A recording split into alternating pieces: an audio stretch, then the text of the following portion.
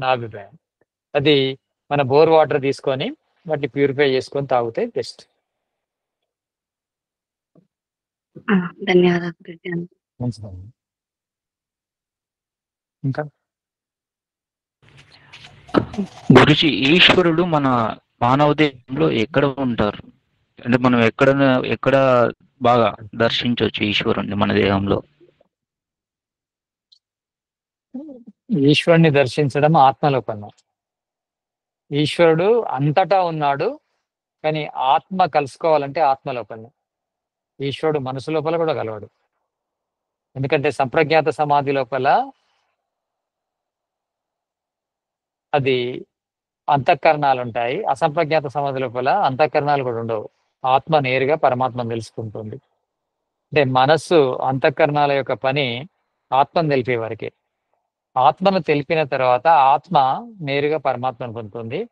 తన లోపల ఉన్న పరమాత్మను, ఆత్మ లోపలనే వ్యాపకుడై ఉన్నాడు. ఆ ఆత్మ లోపల వ్యాపకుడైన ఆ పరమేశ్వరుని ఆత్మ లోపలనే దర్శించాలి. కొద్దిమంది హృదయంలో ఉంటారు అని అంటారు కదా గురుజీ. అంటే హృదయం అంటే ఏమిటి ఇక్కడ? ఇక్కడ హృదయం అంటే రెండు అర్థాలు ఉన్నాయి.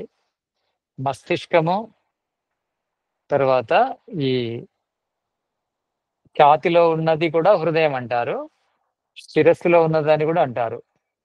అంటే శిరో హృదయం అని, ఇది తర్వాత ఈ హృదయం అని, పురో హృదయం అని రెండు కూడా ఉన్నాయి. అంటే శాస్త్రాల లోపల కూడా దీని మీద చర్చ జరుగుతాయి. అంటే మనకు చరక సంహిత లోపల మస్తిష్కమే నిజమైన హృదయం అని చెప్పడం జరిగింది. మస్తిష్కాన్ని కూడా హృదయం అంటారు. ఈ రక్తాన్ని పంపు చేసే దాన్ని కూడా హృదయం అంటారు. దానివల్ల మనకు ఈ హృదయమా ఆ హృదయం అని కన్ఫ్యూజ్ ఉంటుంది. అంటే నా అనుభవం ప్రకారము హృదయము అంటే మస్తిష్కమే. మస్తిష్కంలోనే ఆత్మ ఉంటుంది. మస్తిష్కం లోపల ఆత్మ ఉంటుంది. అంటే సూక్ష్మ శరీరం కానీ ఆత్మ కానీ మస్తిష్కంలో ఉంటాయి. ఆ ఆత్మ లోపల పరమాత్మ ఉంటాడు. అంటే ఆత్మ అంతటా ఉంటాడు. సూక్ష్మ శరీరంలో ఉంటాడు, స్థూల శరీరంలో ఉంటాడు, బయట ఉంటాడు, అంతటా ఉంటాడు. కానీ మనము ఈ మస్తిష్కంలో ఉన్న ఆత్మ లోపల ఆ పరమాత్మను దర్శించాలి. అలా. ధన్యవాదాలు గురుజీ.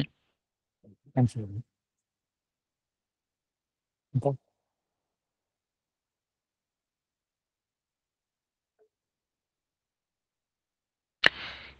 పంచకోశాల గురించి ఏమని చెప్తారు గురుజీ? చెప్తాను. పంచకోశాలు అన్నమయ కోశము, ప్రాణమయ కోశము, మనోమయ కోశము, విజ్ఞానమయ కోశము, ఆనందమయ కోశం అని 5 కోశాలు ఉంటాయి.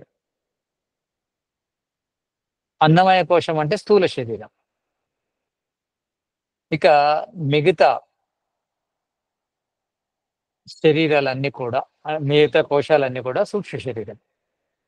అంటే ప్రాణమయ కోశం కూడా, మనోమయ కోశం కూడా, విజ్ఞానమయ కోశం, ఆనందమయ కోశం ఇవన్నీ కూడా సూక్ష్మ శరీరం కిందకి వస్తాయి. ఆ సూక్ష్మ శరీరంలో కూడా ఆనందమయ కోశాన్ని మనము కారణ శరీరం అని అనుకోవచ్చు. స్థూల శరీరం అంటే భూతాత్మకము. భూతాత్మకం మాత్రమే అన్నమయ కోశం అంటే అన్నం ద్వారా తయారవుతుంది. తర్వాత మనోమయ కోశము అంటే అన్నం ద్వారా తయారయ్యేది, అంటే భూతాల ద్వారా తయారయ్యేది. అంటే పంచభూతాలతో నిర్మించబడింది అన్నమయ కోశం. అంటే పంచభూతాలతో నిర్మితమైంది అన్నము, అన్నం ద్వారా నిర్మించబడింది ఈ శరీరం కనుక దీన్ని అన్నమయ కోశం అంటారు. ఇక మిగతా అన్ని కూడా భూతాల ద్వారా నిర్మించబడ్డవి కాదు. ప్రాణమయ కోశం కానీ, మనోమయ కోశం కానీ, విజ్ఞానమయ కోశం, ఆనందమయ కోశం ఇవి సూక్ష్మ శరీరానికి సంబంధించినవి. అంటే అభూతాత్మకాలు ఇవి. అంటే భూతాల కంటే ముందే ఏర్పడ్డ పదార్థాలు. ఇక ప్రాణమయ కోశం అంటే పంచప్రాణాలు, పంచ ఉప ప్రాణాలు ఉంటాయి. ప్రాణము అంటే ముక్కు నుంచి హృదయం వరకు ఉన్నదాన్ని ప్రాణం అంటారు. హృదయం నుంచి నాభి వరకు ఉన్నదాన్ని సమానం అంటారు. నాభి నుంచి కాళి వేళ్ల వరకు ఉన్నదాన్ని అపానం అంటారు. తర్వాత కింది నుంచి పై వరకు ఉన్నదాన్ని ఉదానం అంటారు. శరీరం అంతా వ్యాపించి ఉన్నదాన్ని వ్యానం అంటారు. ఈ 5 ప్రాణాలు ఉంటాయి. ఈ 5 ప్రాణాలను కలుపుకొని కూడా ప్రాణమయ కోశం అంటారు. కానీ శాస్త్రాల లోపల సందర్భాన్ని బట్టి, ప్రకరణాన్ని బట్టి మార్పు కూడా ఉంది ఇందులోపల. అసలు ప్రాణాలంటే ఏవి? కర్మేంద్రియాలను కూడా ప్రాణాలు అంటారు. టోటల్ సూక్ష్మ శరీరాన్ని కూడా ప్రాణం అంటారు. ఆత్మను ప్రాణం అంటారు. కనుక కొంచెం కన్ఫ్యూజ్ ఉంటుంది. కానీ పంచకోశాల గురించి వివరించేటప్పుడు ఈ 5 ప్రాణాలు ఉంటాయి, 5 ఉప ప్రాణాలు ఉంటాయి. తర్వాత విజ్ఞానమయ మనోమయ కోశం లోపల పంచ కర్మేంద్రియాలు, మనసును కలిపి మనోమయ కోశం అంటారు. విజ్ఞానమయ కోశం అంటే పంచ జ్ఞానేంద్రియాలను, మహాతత్వాన్ని కలిపి విజ్ఞానమయ కోశం అంటారు. అలా ఆనందమయ కోశం లోపల మూల ప్రకృతి, తర్వాత ఆత్మ, పరమాత్మ, వీటిని కలుపుకొని ఆనందమయ కోశం అంటారు. అలా చెప్పడం జరిగింది. ధన్యవాదాలు గురుజీ. ఇంకొక ప్రశ్న ఉంది గురుజీ, ఇది చాలా కాలం నుంచి ఉంది. ఇప్పుడు కలియుగానికి 4,32,000 సంవత్సరాలని కలియుగం అంటారు. దానికి డబుల్ ద్వాపర యుగము, దానికి ట్రిపుల్ త్రేతాయుగము, ఇలా చెప్తూ వస్తారు కదా. ఇది దేన్ని ఆధారం చేసుకొని చెప్తారు అని, అంటే దేన్ని బేస్ చేసుకొని చెప్తారు? రెఫరెన్స్ అంటే ఆధారం ఏమి అని? కలియుగానికి 4,32,000 సంవత్సరాలు ఈ కాలం ఉంటుంది, ఇంతకాలం ఉంటుందని దేన్ని ఆధారం చేసుకొని చెప్తారు అనేది. అయితే మన సృష్టి అనేది 432 కోట్ల సంవత్సరాలు. 432 కోట్ల సంవత్సరాలను ఒక యూనిట్గా తీసుకున్నారు. అంటే దాంట్లో అది కోట్లు, ఇవి లక్షల లోపల తీసుకున్నారు. అంటే 1 అట్లా తీసుకొని ఒక పద్ధతి, అంతే, ఒక లెక్కించడానికి ఒక పద్ధతి. 432 కోట్ల సంవత్సరాలు అంటే ఏంటి? 400 కోట్ల సార్లు సూర్యుడు ఉదయించడం, అస్తమించడం కదా. అలా దాన్ని తీసుకొని యుగాలు కూడా 432 కోట్లకు బదులు ఇక్కడ 4,32,000 సంవత్సరాలు తీసుకోవడం జరిగింది. అంటే మినిమం 432లకు డబ్బులు ఏమవుతుంది? 8,64,000 సంవత్సరాలు ద్వాపారము. దానికి మళ్ళీ ఒక కలియుగాన్ని కలిపితే త్రేతాయుగము, దానికి మళ్ళీ ఒక కలియుగాన్ని కలిపితే కృతాయుగం అని అట్లా తీసుకోవడం జరిగింది. ఇట్లా చతుర్యుగాలు కలిపితే చతుర్యుగాలు, అట్లా కొన్ని చతుర్యుగాలు, 71 చతుర్యుగాలు కలిస్తే మనవంతరం అని, 14 మనవంతరాలు కలిస్తే ఒక సృష్టి కాలం అని, అలా ఒక క్యాలిక్యులేషన్ చేయడం జరిగింది. అది వేదంలో ఉంటుంది. దాన్ని కొంచెం మనము రీసెర్చ్ చేస్తే దొరుకుతుంది. అంటే బేస్ ఏంటంటే 432 కోట్ల సంవత్సరాల సృష్టి ఉంటుంది కనుక యుగము, కలియుగము, మినిమము ఒక యుగం యొక్క ఇయర్స్ కూడా 432 బదులు 4,32,000 తీసుకోవడం జరిగింది. ధన్యవాదాలు గురుజీ.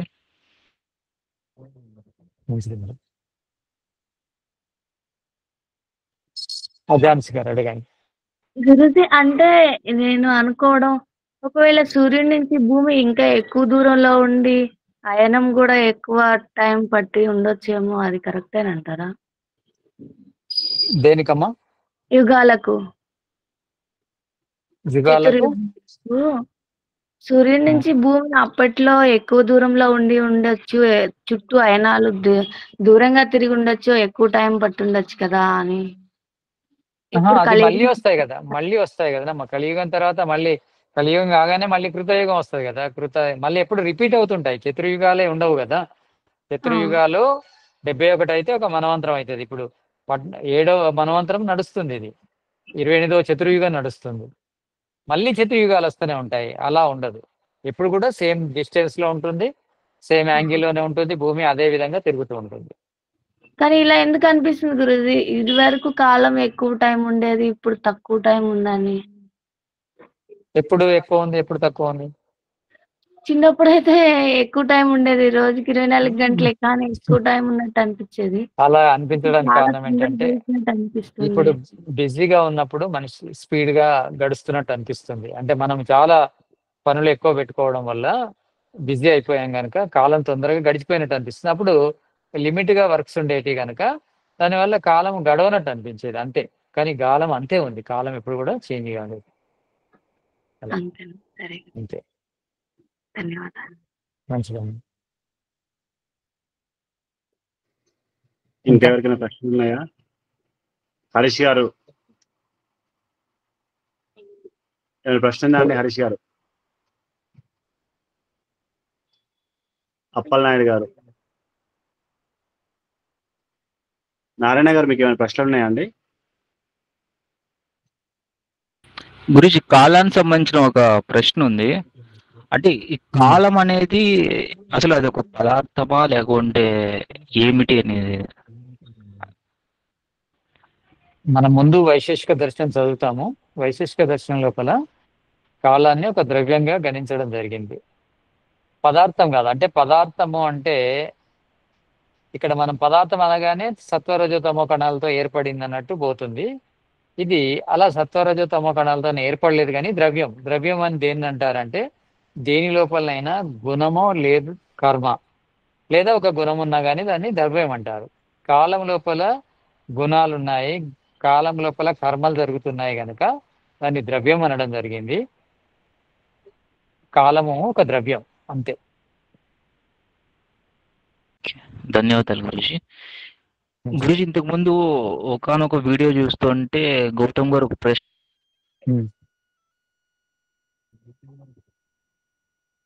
వేశారు మిమ్మల్ని. ఆ ప్రశ్న ఏమంటే మీ వాయిస్ కట్ అవుతుందండి నరేష్ గారు. ముక్తి పొందిన మీ వాయిస్ ఆత్మ కట్ అవుతుంది. మరి మళ్ళీ ఒకసారి రిపీట్ కోరుకుంటే చేయండి. జన్మ తీసుకుంటుందా అని చెప్తూ ఇంతకు ముందు గౌతమ్ గారు ఒక ప్రశ్న వేశారు. నరేష్ గారు వాయిస్ క్లారిటీ ఉంది? హలో అవును, హలో చెప్పండి ఇప్పుడు చెప్పండి. గౌతమ్ గారు ఒక ప్రశ్న వేశారు కదా, అంటే ముక్తాత్మ మరి కోరుకుంటే జన్మ తీసుకుంటుందా అంటే అది మీరేమో తీసుకోరన్నారు. అప్పుడు గౌతమ్ గారు ఏమన్నారంటే భగవద్గీతలో కృష్ణుడు సంభవామి యుగే యుగే అంటారు కదా. భగవద్గీతలో కృష్ణుడు సంభవామి యుగే యుగే అంటారు. తాను కోరుతున్నప్పుడు తాను తనని సృజించుకొని జన్మ తీసుకొని అధర్మాన్ని నాశనం చేస్తా అని చెప్తారు కదా. మరి ఎలా చేస్తారు కృష్ణుడు అనేది ప్రశ్న. ముక్తి పొందిన తర్వాత చేయరాదు. ముక్తి పొందక ముందు ఇప్పుడు మన లోపల సంకల్ప బలం బాగుంది. నేను ఈ ప్రపంచం మారే వరకు మళ్ళీ మనిషిగా పుట్టే కర్మలు చేస్తా అనుకొని ఇప్పుడు పుణ్యకర్మలు చేసుకొని మన సంకల్పం శుద్ధిగా ఉన్నప్పుడు ఈశ్వరుడు మళ్ళీ మనకు జన్మిస్తాడు. ఆ ధర్మ సంస్థాపన కోసం మనం పనిచేస్తాం. కానీ ముక్తి పొందిన తర్వాత ధర్మ సంస్థాపన అనేది చాలా చిన్న విషయం. ముక్తి పొందిన వ్యక్తికి ఈ భూమండలం లాంటి కోటాను కోట్ల లెక్కలేనన్ని లోకాలు ఉంటాయి. అక్కడ ఎక్కడ ధర్మ సంస్థాపన చేయడానికి పుడతారు? ఎక్కడో ఒక దగ్గర ధర్మం అనేది లోపించి ఉంటుంది, ఒక దగ్గర ధర్మం ఉంటుంది. ఈ పెద్ద లోకం ఇది. ఆ పెద్ద లోకములు లోకేశ్వరుని లోపల మనం సంచరిస్తూ ఉంటాం. ఒక భూమి ఉండదు, ఒక భూమి మీదనే ఉండం. మనము అవ్యాహగతి లోపల సంచరిస్తుంటాము. ఎక్కడెక్కడో ఉంటాయి భూలోకం. ఒక్క గ్రహం అనేది లేదు. లెక్కలేనని గ్రహాలు, కోట్లు అని కూడా చెప్పడానికి లేదు, లెక్కలేనని గ్రహాలు ఉన్నాయి. ఎక్కడ జన్మ తీసుకుంటాము? ఎక్కడో ఎక్కడో ఎక్కడో కోటాను కోట్ల గ్రహాలలో అవసరమే ఉంటుంది. కనుక ముక్తి పరమ పురుషార్థం. కనుక పరమ పురుషార్థం పొందిన తర్వాత, ముక్తి పొందిన తర్వాత ఎవ్వరు కూడా జన్మ తీసుకోరు. శాస్త్రాలు కూడా అది ఒప్పుకోవట్లేదు. తర్వాత జన్మ తీసుకోవాలి అని అనుకుంటే ముక్తి పొందకముందే తీసుకోవాలి. ముక్తి పొందిన తర్వాత పరాంతకాలం ఉండాల్సిందే. ఈశ్వరుడు కూడా న్యాయకారి. ఈశ్వరుడు న్యాయకారి అంటే తనేమో బెంబేలెత్తిపోడు, అయ్యో భూమి మీద ఇట్లా అధర్మం అవుతుంది. అతడు సర్వశక్తిమంతుడు. అధర్మం ఎందుకు వచ్చింది? జీవుల యొక్క పొరపాటు వల్ల వచ్చింది అధర్మం. జీవులు పొరపాటు చేస్తే అధర్మం వచ్చింది. అధర్మానికి అనుకూలమైన దుఃఖాన్ని అనుభవించవలసి ఉంటుంది. దానికి సరి అయిన ఫలితాన్ని ఇస్తాడు, పనిష్మెంట్ ఇస్తాడు కదా. శిక్షించకుండా ఊరుకోడు ఈశ్వరుడు. మనము అందుకే నా శిక్షకు మీరు గురి కాకూడదని వేదాన్ని ఇచ్చాడు. వేదాన్ని చదువుకోవాలి, వేద ధర్మాన్ని వ్యాప్తి చేయాలి, వేద ధర్మాన్ని ప్రచారం చేయాలి. చేసి మనుషులందరూ ధర్మంగా ఉండేందుకు ప్రయత్నం చేయాలి. మనం పరాంతకాలము కాకముందు ఈశ్వరుడు న్యాయకారి కనుక మళ్ళీ మనం వద్దామంటే రారాదు. ముందు ముందు కూడా సూత్రాలు వస్తాయి. ఎందుకంటే మనం అనుకున్నంత మాత్రాన మనము జన్మెత్తలేము ముక్తి నుంచి. తర్వాత ఆ ముక్తిలో ఉండి కూడా మనము లోక కార్యాలు చేయలేము. అక్కడ ఈశ్వరుడి యొక్క కార్యాన్ని చూడడమే ఉంటుంది. అదే గొప్ప కార్యం. ఈ ప్రపంచం ఉత్పత్తి అయిందే అతన్ని పొందడం కోసం. లోకవత్ క్రీడా కైవల్యం, ఈ జీవులకు కైవల్యం ఇవ్వడం కోసమే ఈ జగత్తును తయారు చేశాడు. ఆ కైవల్యం పొందిన తర్వాత మళ్ళీ ఈ బంధంలోకి ఎట్లా వస్తాడు? రాడు అనేది శాస్త్రాలు చెప్తున్నాయి. ఆ శాస్త్రాలకు అనుకూలంగానే నేను చెప్తున్నాను అంతే. యుక్తిపూర్వకంగా కూడా ఇదే కరెక్ట్. ధన్యవాదాలు గురుజీ. గురుజీ ఇంకో చివరి ప్రశ్న ఉంది. ఇక ఆత్మకు దుఃఖం అనేది ఒక లక్షణం అని చెప్పారు కదా గురుజీ. 6 లక్షణాల్లో దుఃఖం అనేది కూడా. అలాంటప్పుడు అది స్వభావమే కదా, స్వాభావికమే కదా. ఆత్మకు 6 లక్షణాలు ఉన్నాయి కదా, ఇచ్చ, ద్వేషము, సుఖము, దుఃఖము, జ్ఞానము, ప్రయత్నము. ఇందులో ఇచ్చ, ద్వేషము ఇవి ఉంటాయి ఆత్మ లోపల, ప్రయత్నము ఉంటుంది. సుఖము, దుఃఖము, జ్ఞానము ఇవి మూడు అనేటివి సుఖము అంటే సుఖం ఉందని కాదు, దుఃఖం అంటే దుఃఖం ఉందని కాదు, జ్ఞానం అంటే జ్ఞానం ఉంది అని ఆత్మలో లేవు. కానీ వాటిని మూడింటిని పొందే సామర్థ్యము ఆత్మకుంది. సుఖము లోపల ఉంటే సుఖమనే గుణం అని కాదు, సుఖాన్ని పొందే గుణం ఉంది, దుఃఖాన్ని గురుజీ పొందే అంటే గుణం ఉంది, జ్ఞానాన్ని పొందే గుణం ఉంది. కనుక అవి స్వాభావికంగా ఆత్మ లోపల సుఖమే ఉందనుకోండి, ఇంకా సుఖం గురించి ప్రయత్నం చేయాల్సిన అవసరం ఏంటి? దుఃఖమే ఉందనుకోండి, ముక్తి గురించి ప్రయత్నం చేయాల్సిన అవసరము అది ఫలించదు. అలా అంటే పొందే గుణం ఉంది అంటే దేహాన్ని తీసుకున్నప్పుడు మాత్రమే దుఃఖాన్ని అనుభవిస్తుంది, అంతే కదా అవును. గురుజీ? అంతే. ఓకే గురుజీ, సందేహం తీరింది అది. ఓకే, ధన్యవాదాలు గురుజీ. మంచిదండి. గురుజీ మరి అట్లాంటప్పుడు ఆత్మకి 6 లక్షణాలు అనకుండా ఆత్మకి 4 లక్షణాలు అని ఇచ్చ, ద్వేషము అని ఇంకొకటి ప్రయత్నం కదా, ప్రయత్నం. సుఖము, దుఃఖము, సుఖము, దుఃఖము, జ్ఞానం, ప్రయత్నం కదా పెట్టేసి ఆ 4వ దాని కింద సుఖాన్ని, దుఃఖాన్ని, జ్ఞానాన్ని పొందే గుణం ఉంటదని చెప్పి 4 అనొచ్చు కదా మరి. అట్లనే ఉంటాయి శాస్త్రాలు, మనం శాస్త్రాలు అనేది చదవలేదు కదా. జీ అంటే 6 అనకుండా 4 అనొచ్చు, రెండింటిని అనుకుంటా. 6 లక్షణాలు ఉన్నాయంటే జీ. ఆత్మలో సుఖము అనే భోగం ఉంటుంది, దుఃఖం అనే భోగం ఉంటుంది, ఇచ్చ అంటే కోరిక ఉంటుంది, ద్వేషం అంటే కొన్నిటి వదిలే గుణం ఉంటుంది, దీనికోసం ప్రయత్నం చేసే గుణం ఉంది. తర్వాత ఓకే. జ్ఞానమును పొందే గుణం కూడా ఉంది. అంటే జ్ఞానాన్ని కొంత ఉంటుంది, ఆత్మ లోపల కొంత జ్ఞానం ఉంటుంది, అంటే నేను ఓకే. అనే జ్ఞానం ఉంటుంది. అది పొందడం ద్వారా జ్ఞానం పెరుగుతూ ఉంటుంది. సుఖం కూడా పొందుతూనే వస్తుంది, దుఃఖం కూడా పొందుతూనే వస్తుంది. దాని లోపల సహజంగా దుఃఖం లేదు, సహజంగా జ్ఞానం లేదు, సహజంగా సుఖం లేదు. సుఖం లేదు, ఏదైనా కూడా అది శరీరాన్ని ధరించినాక పొందుతూనే వస్తుంది. శరీరం ధరించినాకనే దాని గుణాలు ప్రకారం అది ప్రయత్నం చేస్తుంది, జ్ఞానాన్ని బట్టి ప్రయత్నం చేస్తుంది, దాని వల్ల సుఖం పొందుతుంది, లేకపోతే అజ్ఞానం వల్ల దుఃఖాన్ని పొందుతూ ఉంటుంది. అలా కానీ సుఖాన్ని కోరుకుంటుంది, దుఃఖాన్ని వదలాలనే ప్రయత్నం చేస్తుంది. కానీ జ్ఞానం ఆధారంగా చేస్తుంది, ఏది సుఖం అనుకుందో దాన్ని పొందే ప్రయత్నం చేస్తుంది, ఏ జ్ఞానం ద్వారా ఏది దుఃఖం అనుకుందో దాన్ని వదిలే ప్రయత్నం చేస్తుంది. ఈ జ్ఞానం లోపల తేడా వల్ల సుఖానికి బదులు దుఃఖాన్ని పొందుతుంది, దుఃఖానికి బదులు సుఖాన్ని పొందుతుంది. ఆ జ్ఞానం తెలుసుకోవడమే వివేక జ్ఞానం. వివేక జ్ఞానం. ఓకే.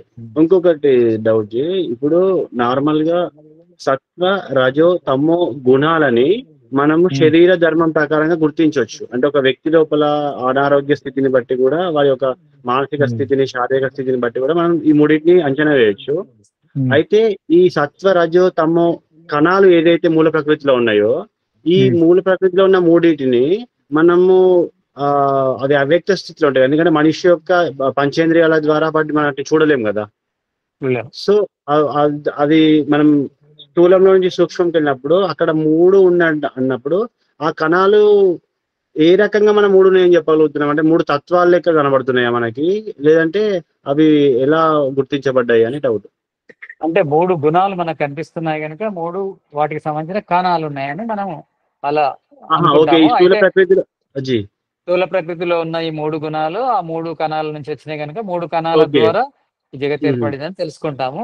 అవయ్య ప్రత్యక్షం అంటే సమాధి స్థితి లోపల వాటి ప్రత్యక్షం కూడా మనకు కలుగుతుంది, మనం చూసుకోవచ్చు. ఓకే జీ, ధన్యవాదాలు. ఓకే. దేవి గారు వచ్చారు, దేవి గారు ప్రశ్న అడగాలి.